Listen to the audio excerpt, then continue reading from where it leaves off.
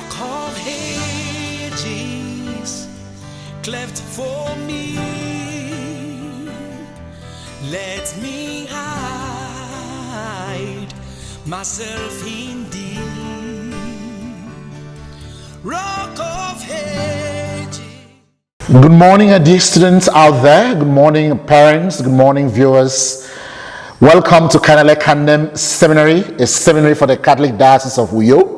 And this video is coming to you from the stables of Cardinal Ekandem Digital Center, where we try to put together online classes for our students who are separated from us because of COVID-19. In our last class, we studied nouns, if you can remember very well. If you cannot, refer to the video of the last class. We treated nouns in English and we began with a working definition to tell us what part of speech is in English, and after that we moved ahead to look at the definition of nouns as different from that which we knew already, and then we moved further to look at the types of nouns and to tell our students how to identify nouns, the three basic formulas we gave to them should they have any problems identifying nouns.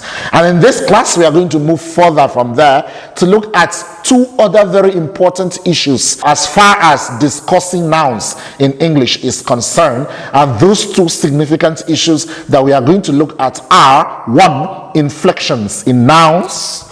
We're going to look at inflections in nouns. Okay, we are going to look at inflection in nouns.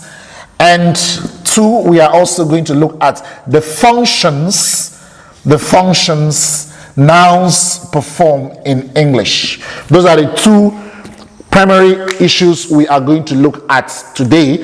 And after this class, you're going to give an assignment because we are going to bring our instructions on nouns to an end. I appeal that you come close to your screen, get your phones and plant your earphones in your ears, because this class is going to be very, very interesting. And try to take down some points that you can easily refer to without having to log on to the seminary website. And for those who cannot have access to us because of internet presence in your communities, you can drive down to the seminary and have a copy of the CD so that you can have access to this class. Coronavirus might succeed in separating us, but technology will bring us together. Special thanks to our producer, very Reverend Father Ephraim Ukbe, the rector of Cardinal Ekandem Seminary, for single-handedly sponsoring this online class. When we come back, we are going to look at inflections in noun. Thank you.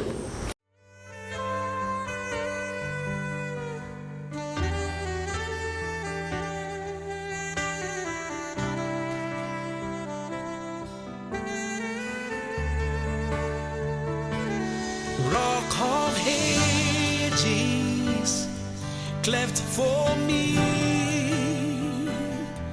let me hide myself in thee. Rock of ages. Welcome back. Now, the first thing that we have to understand in this class is the word inflection.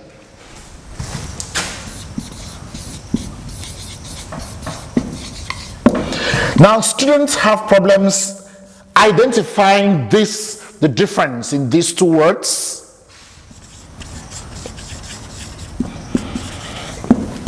The first one there written on the black marker is inflection, and the second one there is inflation. Now, two separate words pronounced differently and with different meanings. Okay, so I don't want you waking up tomorrow morning to or during your exams or whatever, or in the course of your studies, to mix these two words together. The first one is inflection, which I'm going to teach you. Whereas the second one is inflation, that has nothing to do with linguistics. Okay, now the first one has something to do with language, the second one has something to do with economics. The first one refers to the differences in changes of words, which we are going to talk about in details, but this second one has to do with a situation in economics where a large amount of money runs after a small quantity of goods. That will come to you in an elaborate way from your economics teacher. Our concern in this class is inflections, and we are going to study inflections in nouns. All right, we will study them in verbs, in adjectives, and in adverbs, and maybe in pronouns as it might be. But have to note that when we talk of inflections in English language, it has to do with content of the open class and not closed system element. There are very two different things: the open class, okay, the open class, and the closed system elements. All right, so when we talk of the open class, we are referring to nouns, okay, we refer to verbs, all right, we refer to adverbs, all right, and we adjectives, okay. These items are called open class, whereas items such as pronouns, okay, prepositions, all right, items such as conjunctions, and maybe interjections, and determiners.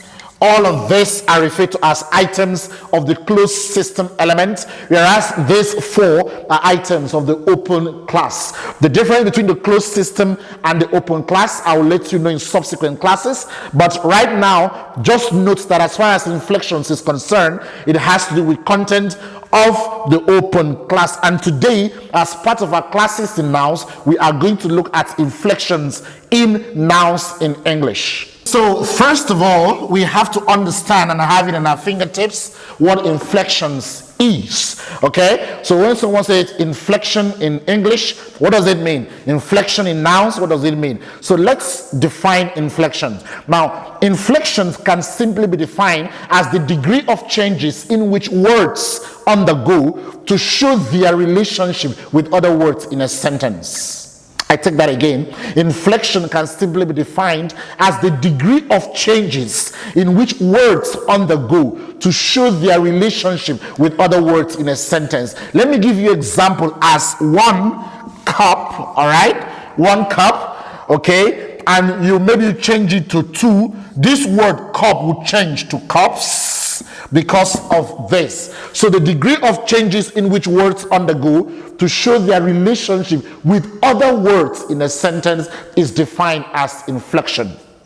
Okay, when you have a word such as a noun such as John, for instance, this is just the root word. Depending on where this John appears, or how you want to use the word John in a sentence, this word can change its form depending on other words and the context in which you are using. Those changes that words undergo to show their relationship with other words in a sentence is what we refer to as inflection. This word can change by taking apostrophe S when it inflects to show possession. Now we are going to in detail see how nouns inflect in English. All right? Okay, so when we say inflections in nouns, we are going to look at nouns and how they inflect. That is what, by that I simply mean, we are going to look at nouns and see the degree of changes in which nouns undergo to show their relationship with other words in a sentence. And as far as English is concerned, nouns inflects for three different reasons. Number one, nouns inflects to show number. Okay, nouns also inflects to show possessions. Nouns also inflects to show persons. Okay, and when they change their forms to show persons, they normally do it when they use their what we call pronouns. They don't change it in original roots to show persons. For example, when you use the word John, this is the original form. This form will not change to show person. Rather, when you are using the pro form, which can be he or his or you or whatever, these pro forms, what we call pronouns, will change to indicate person. And this is the reason why I say that at least one element of the closed system can change. But if you can recall very well, for instance, if you have something like, let's say, an ambassador, I want to start an example with that. An ambassador goes with the title His Excellency, not because he's a president, but because he's working in the capacity of the president in another country. So because pronouns are working in the capacity of nouns, okay? Because pronouns are working in the capacity of nouns, they also express the functions that were actually originally or traditionally meant for nouns, okay? So that's why we have pronouns inflecting as items of the closed system. When we discuss systems, I'm going to talk, closed system element. When we discuss those elements, I'm going to talk about that. Right now, what I want you to understand actually is that as far as inflections in nouns are concerned, nouns can either inflect to show number, they can either inflect to show possession, or to show persons. Outside these three, nouns don't inflect to show any other thing in English language. I do not know of other languages, but as far as English is concerned, these are the three ways in which nouns can't inflect. And we are going to see them one after the other, how they can inflect, and also to give you hints on how you inflect them while writing your compositions. Okay? We mentioned actually that nouns inflect to show what? Number, okay? Number. That what this simply means is that supposing situation demands that something is one, that something is one or is less than one, okay? Or is more than one, all right? Not less than, is one or more than one. The nouns in English would inflect, would change its form to show one or more than one, okay? That's just what I want to demonstrate in this class. All right. So take for instance, we have something like we have 3 cups lying in front of us. We can say 1 cup, all right? This is the singular form, okay? And we can say 2 what? Cups, all right? So just to indicate the number of cups available, or you are talking about that it is more than the other, it takes a plural form. All right, so this S becomes a new form in which this word has changed to show. Okay, so we call this singular and we call this word plural. All right, so this singular and this is plural, example in which nouns inflect to show number. Wherever you use nouns in English and the situation demands that the number sequence changes, nouns will change to show either singular or plural. But that is not the most pressing situation that we have. The more pressing and more confusing situation is that English language has accepted other nouns that are not origin, or they don't have roots from English, but roots from other languages. And these new nouns that are come in with the genetic properties of their languages, and therefore affect the way it inflects, which students must note as far as English language is concerned. Actually, what we use today as English obviously is all known. It's a language of the Great Britain, okay? But that language has passed through a series of changes. First, we have words from Latin, words from Greek, words from French filling up English language. Now, this is what happened, okay? England actually was colonized by Rome for over 450 years. Yes. They were under the Roman leadership, Roman colonization for over 450 years. In the process, Latin words found its way into English language. And then later, after the Roman colonization, the Scandinavians also colonized England for about another 70 or 80 years thereafter.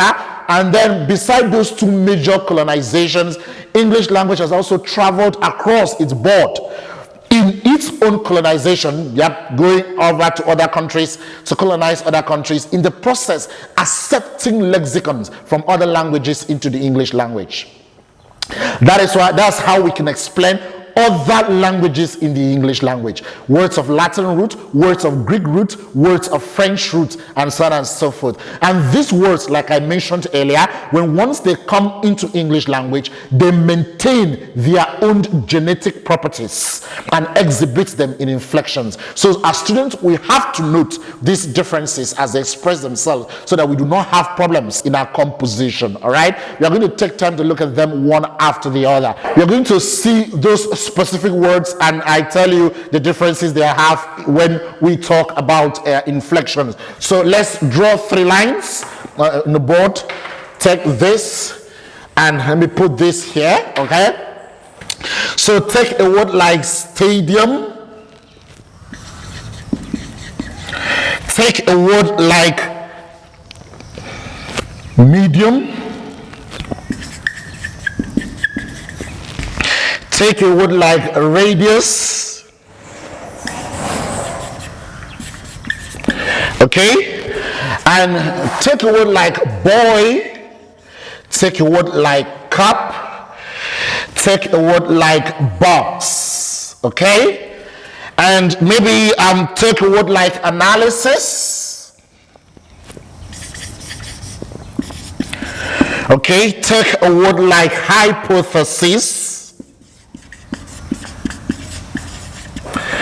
Take a word like crisis, and take a word like basis. Okay, you can take a word like book here. All right, now look at these 3 tables, these 3 items of this table, that I'm going to add another one, but I don't want to write to the extreme of the board so that the camera won't have problems panning down there. Okay, I'm going to show you other group of words. Now we say that inflections in English show talk about the degree of changes in which words undergo to show their relationship with other words in a sentence. All right, and we also stated earlier that as far as nouns are concerned in English, they inflex to show what? Number, they inflex to show person, and they inflex to show possession. All right, but we were very fast to add that we have different variations as far as numbers are concerned, because words that are not actually of English roots, words that are borrowed into the language, retain their genetic properties, and therefore changes in them to show number are in their original genetic properties, not in the properties of the English language. All right, so if you take a word like this, book, boys, cup, these are simply words. Okay, you add s to them. All right, to show their plurals. Okay, what you have to understand with these words are that they are basically English words of English roots. Okay, so the English natural inflectional patterns for plurals are what? The s that you have there. But if you cross to these others, you won't have mediums or stadiums on radiuses. You don't have this. We don't have this in English. Most conventional way is to have a word like stadia, you have something like media, and you have something like red dye. All right, to show the plurals of these words. And why are they different from this? Why can't we simply add s to them? It's because these are Latin, and for Latin plurals, they carry a, not s. And whereas they are Latin words from Latin roots, okay, they maintain their own genetic properties of the language and exhibit them in inflections. So what we have to do is to sit down and study, okay, these variant forms of nouns and see the correct way of showing plurality with the words. All right, if you come to this one, okay, you see that we don't have the plural of analysis. We do not add es to it. Okay, we don't add es to it to show the plural of analysis. We simply come to the middle of the word where the I is and change it to e. This one the same with hypothesis, the same with crisis, and the same with basis. Why we have these ones? These are words actually from Greek roots finding themselves into English language. And another thing you have to note is that as English moves, it adopts other words into its lexicon, and it's one of the fastest growing language in the planet. All right, and of course, as we are talking, English language happens to be the language of aviation, language of commerce all over the world, and so on and so forth. So because of how mobile the language is and how reproductive it is, it accepts so many other words into its lexicon, therefore giving us these different variant forms of indicating pluralities. All right, then, but you have to also note that in English we also have words like furniture, words like sheep, okay, that do not have s to it. Okay, they take what we call the zero morpheme inflection. You don't add s to words like sheep, you don't have s to words like equipment or words like furniture. All right, because they naturally have a zero morpheme indicator. Okay, so now what I want to hit very fast before I get my students more confused is that you have a word like boy, okay, and you have the word like box. All right, the plural of boy becomes boys and the plural of box becomes boxes, not box. Okay, you don't add s, you don't add s, you add es to it. Okay, now the difference in this one, as we had learned earlier in our first term, I just want to refresh your mind, is because of the phonetic properties of the word. So what is going on here is what we call environmental conditioning in English. All right, take a look at this. Now this word is boy, okay, it is pronounced boy. All right, this is a pronunciation of this word. It ends in a non-sibilant environment. Okay, I repeat, it ends in a non-sibilant environment, and simply we add s to it and it's pronounced boys.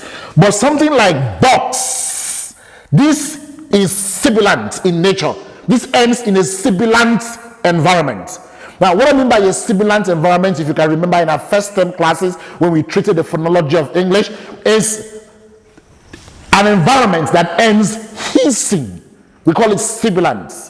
It ends hissing. Okay, now when we have such environment, what we do now when we have such environment, the s when attached to it will change to this. So that's how you have things like boxes. For example, you must have heard people say Jesuses. All right, sorry, you must have heard people say Jesuses. You've attached this to it and it turns to IZ. Okay, this thing can only have, you can have another one like, take another one like church, CHURCH. This is a sibilant environment. So as this church in the sibilant environment, it will be ES because this is actually what we are pronouncing. Okay, so now what I want you to understand in this class, this first section, basically is that nouns inflect to show number in terms of showing pluralities in English, and when they inflect to show number, they carry S, except for words of Latin root or Greek root or words like the French root, some of them that do not carry S at all, but they carry what we call the zero morpheme. Okay, all right, let's take a message from our sponsors. When we come back, we are going to see how nouns inflect to show position and also how they inflect to show persons. Thank you.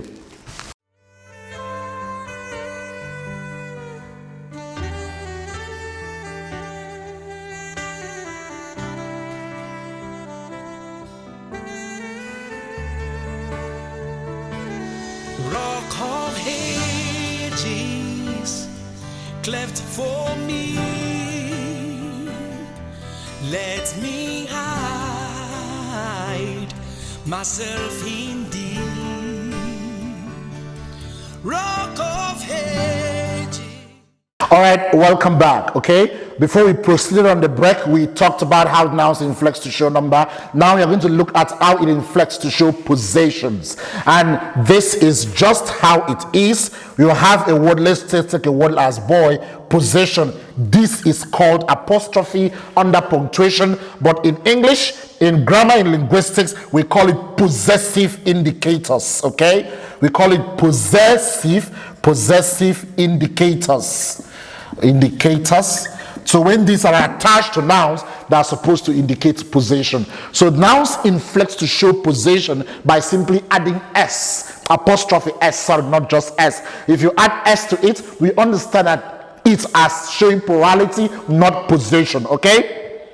To show possession, it has to take the possessive indicator, which is apostrophe. All right. In punctuations, we call it apostrophe. In language analysis, we call it possessive indicators. All right. Now that's where we have the words showing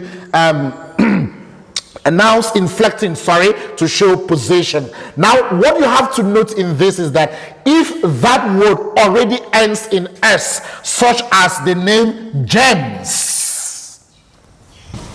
Okay, if this word already ends in s and you want to show possession, you simply strip this, put the possessive indicator, so we know that this word is used in that sentence as a possessive. Example, let me show you what I mean. Okay, you have a word, a sentence like I saw James's book.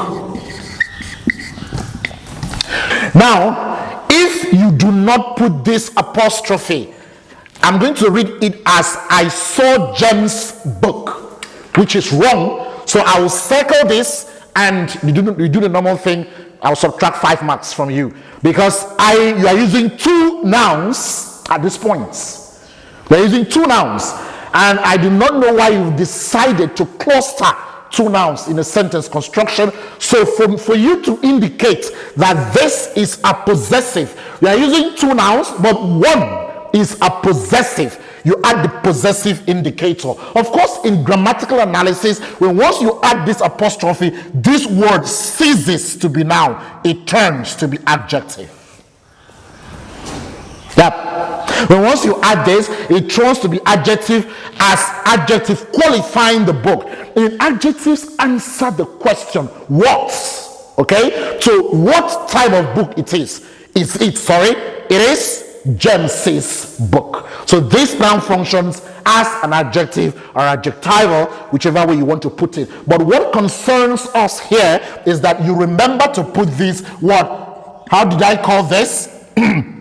Possessive indicator. All right, so I saw James's book, but this possessive indicator, you don't add another s. This other s will be necessary should it be that the word does not originally end in s, or you have something like father's, okay, father's house. All right, there are mistakes we make sometime, most especially in building projects, that you find one building called St. Michael's building, you find another one called St. Paul's building. Now, the mistakes we make there is that if we have something like Paul, let me put Paul,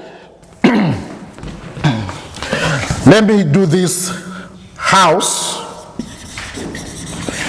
and we have another one, okay, let me put Saint. We have another one that's St. Paul, you put house, okay, good.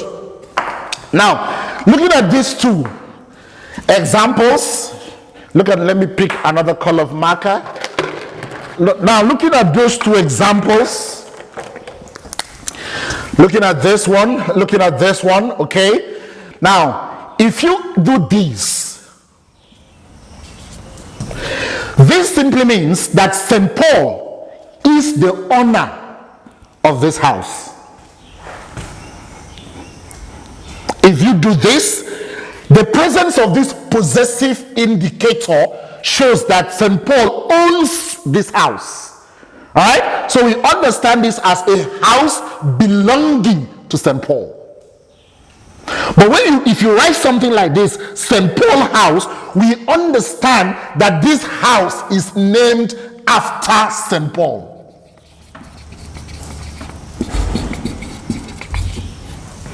These are the issues we have in some of our churches, where we have St. Mary's Catholic Church. It doesn't mean Mary actually is not the owner of that church. That church is named after Mary. Okay, so we do not need possessive modifiers, possessive indicators, sorry, to show that. Okay? So the next one is nouns inflecting to show persons. And like I mentioned in the introductory part of the class, I have stated that nouns inflect to show possession, number, and also inflects to show person. But I also mentioned that before a noun such as John or a noun such as James or whatever would inflect to show possession, to show person, sorry, that noun must change its form to its pro form, what you called pronouns. Okay? At the pro form, that pro form will change to show person and would change to show person, yes.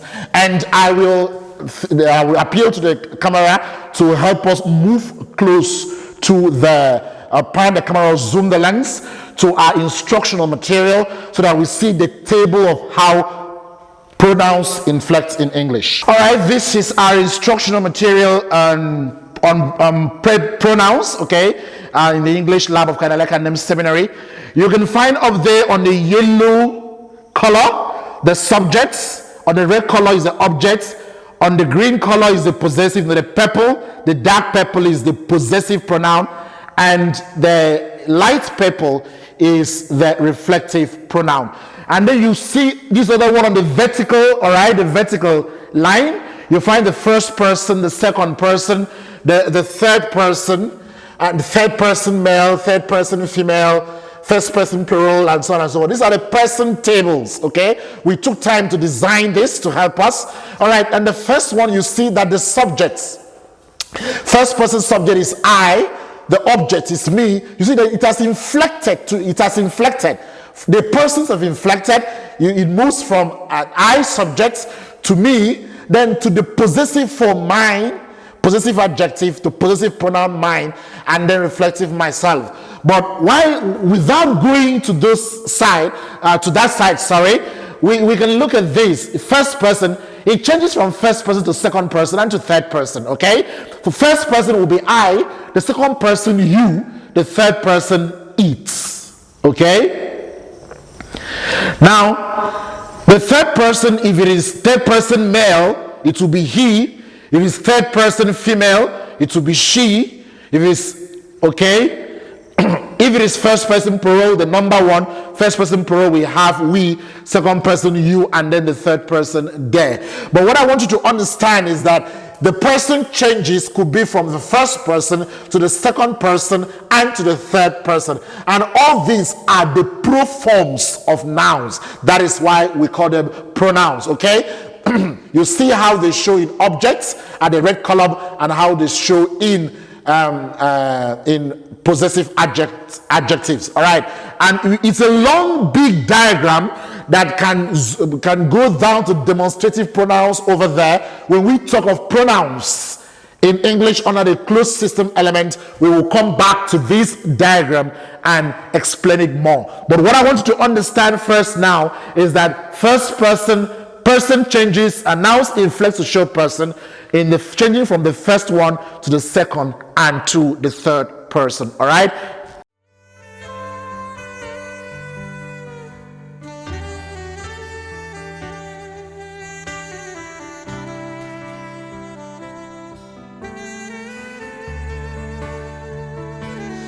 Rock of ages, cleft for me, let me hide myself in thee. Rock of ages.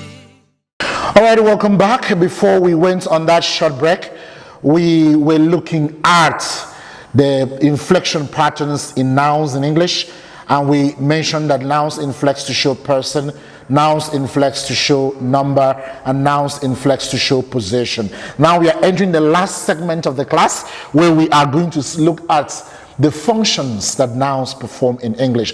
And we have highlighted like 7 functions, or we are going to look at the 4 different functions that nouns perform in English language.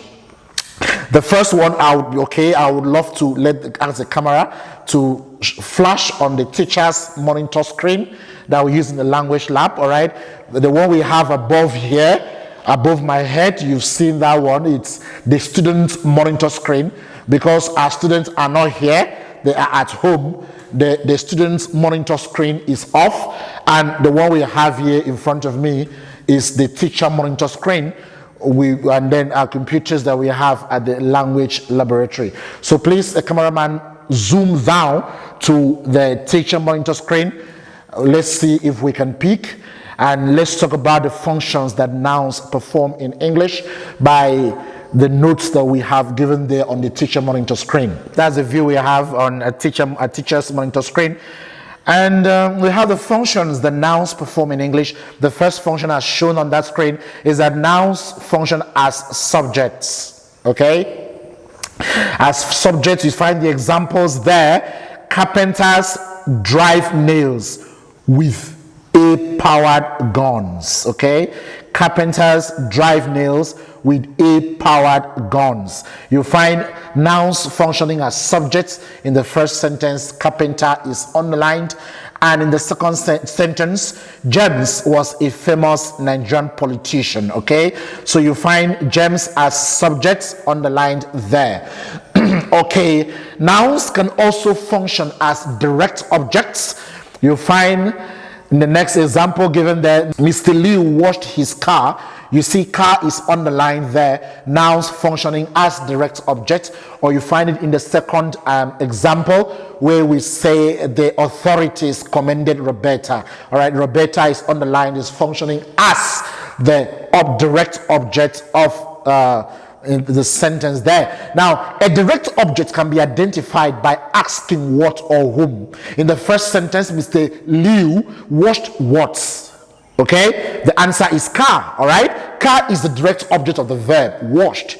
In the second sentence, the authorities commended whom? All right, they commended Roberta. So Roberta is the direct object of the verb commended. All right, we also have nouns functioning as indirect objects.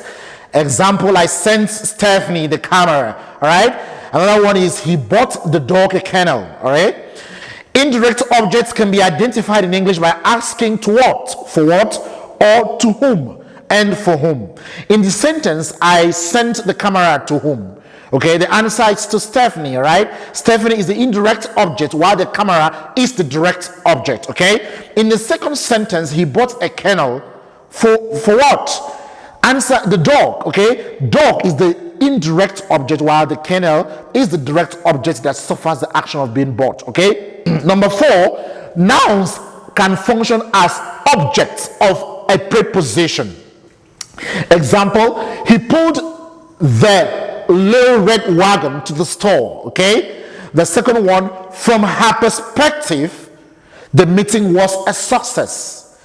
In the first sentence, the preposition is to, and the object of that preposition is a noun store.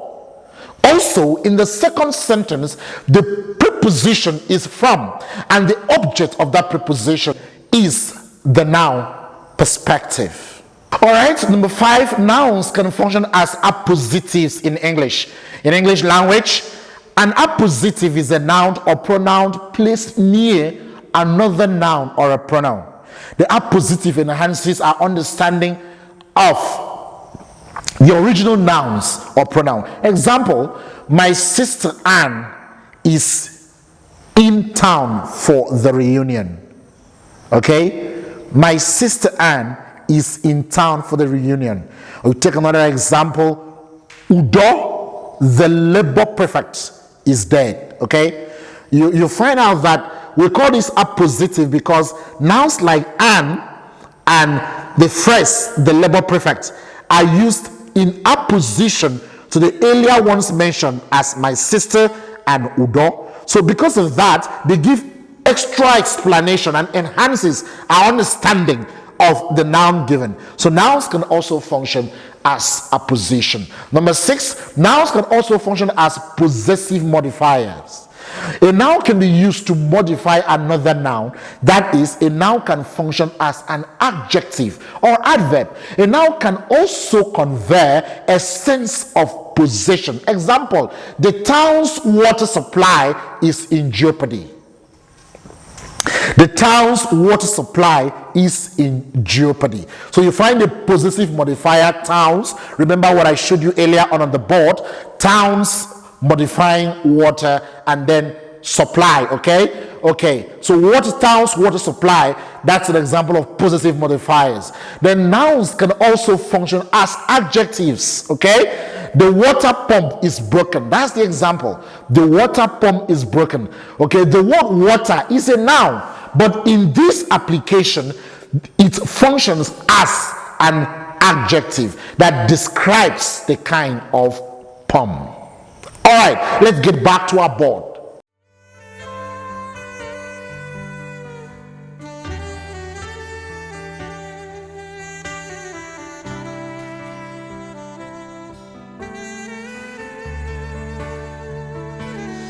Rock of ages, cleft for me, let me hide myself in thee. Rock of ages. Before we went on that break, we were talking on the functions that nouns perform in English, and we mentioned that nouns could function as subject, as direct object, as indirect objects, as possessive modifiers, as adjectives, and as appositives. That brings our instructions on nouns to an end. In the whole of the class from the last session to this other video session, we talked about the definition of a noun.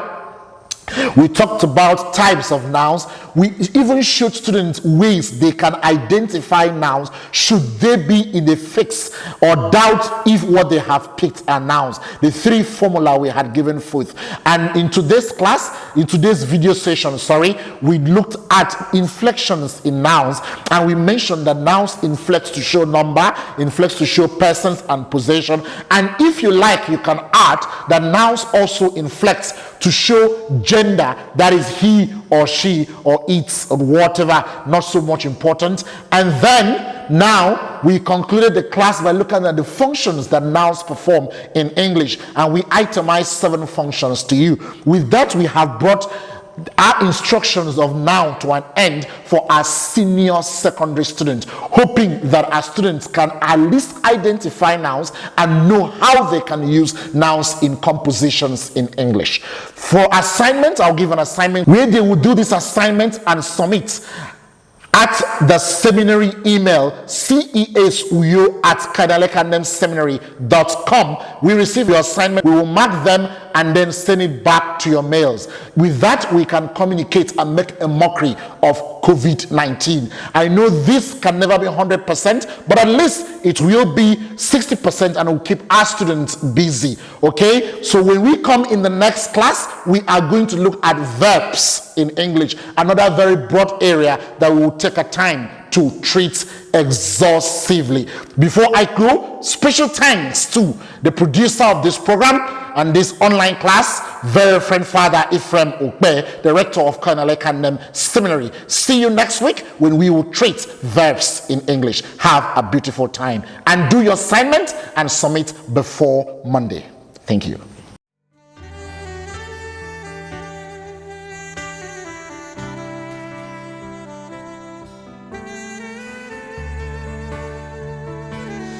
Rock of ages, cleft for me, let me hide myself in thee. Rock of ages, cleft for me, let me hide myself in thee. You are my